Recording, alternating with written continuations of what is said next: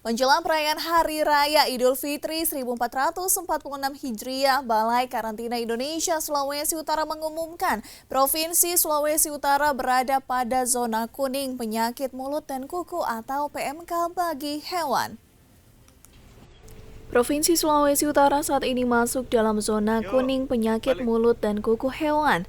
Hal tersebut disampaikan oleh Kepala Karantina Sulawesi Utara Iwayan Kertanegara baru-baru ini.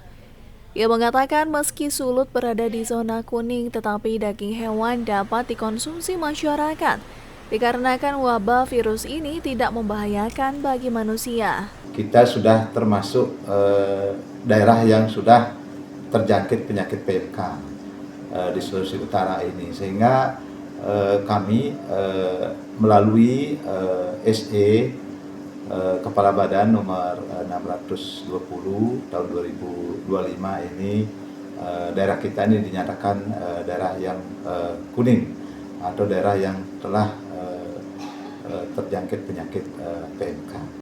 Meski begitu, pihak Barantin tetap rutin melakukan pengawasan ketat mencakup pemeriksaan karantina yang intensif di pelabuhan dan bandara untuk memastikan keamanan pangan baik yang masuk maupun keluar wilayah Sulawesi Utara.